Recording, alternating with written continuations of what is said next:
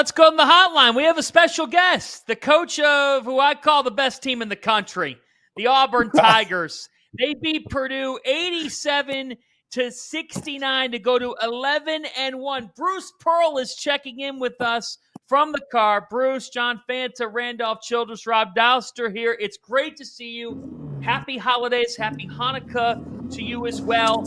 Yo, Bruce, Purdue is always such a good program. And today you beat them by 18. What impressed you the most about this win? Well, great to be with you guys. That win is going to make for a merrier and a happier, right? That's the bottom line. Our guys, we do truly respect our opponent. We knew Purdue was a really good team with a couple of great pieces. Maybe not what they were a year ago. They'd beaten Alabama. They'd beaten Ole Miss. They had just lost to a really athletic Texas A&M team. So, we took them real seriously. Janai Broome is the real deal. Denver Jones is a great defensive guard. Chad Baker is one of the best players that doesn't have to score to affect the game. And Tahad Pettiford, one of the top 10 freshmen in all college basketball. You put it all together, they overcome the coaching, we got a chance. Hey, Bruce, watching you guys this year, you've had some really good teams lately. And watching it from outside, you've had moments with guard play. We may be like, hey, man, you forgot you guys got pros down there on the front line. You guys had 24 assists on 36 baskets tonight. You don't have that problem getting Janai Broome the ball or anybody the ball right now. I mean, what's different about this group than the groups you had in the past couple of years? Yeah, I do think our guards have really, really improved.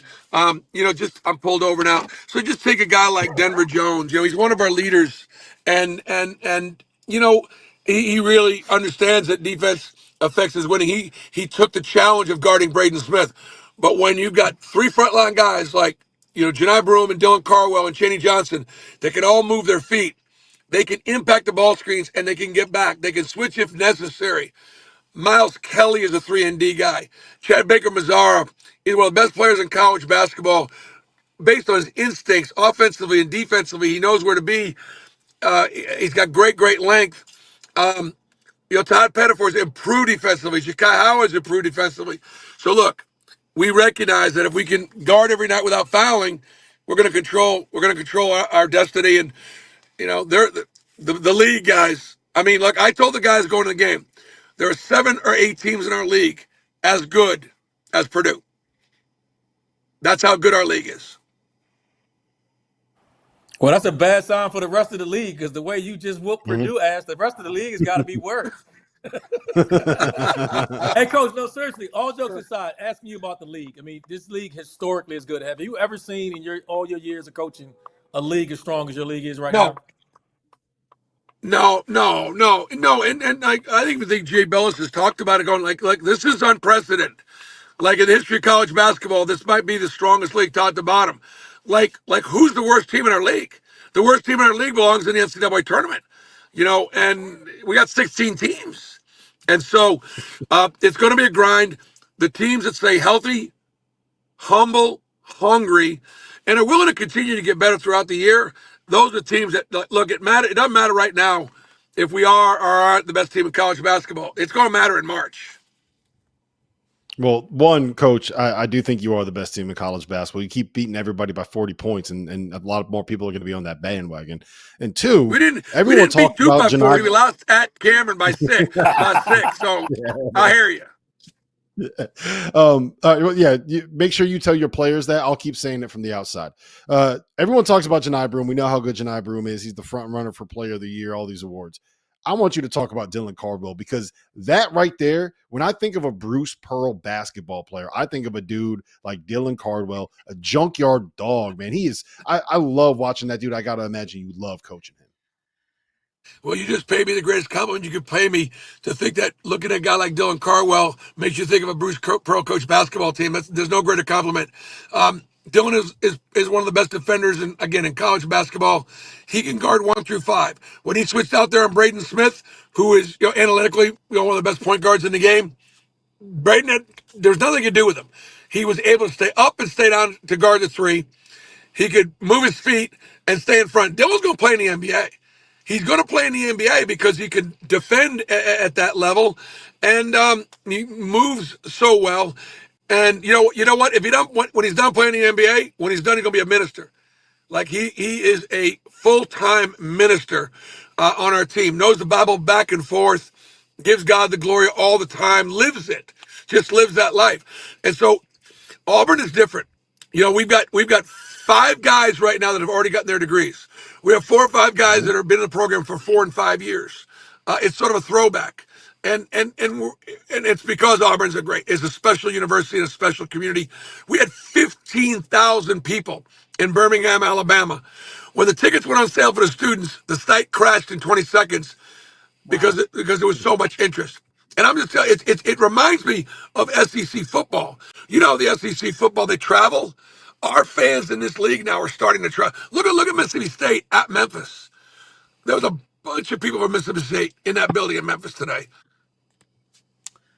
Bruce, I think about the holiday season, and then I'm looking at your journey throughout your career from the time that you began as an assistant at Stanford, and then at Iowa and Southern Indiana and Milwaukee and Tennessee and Auburn.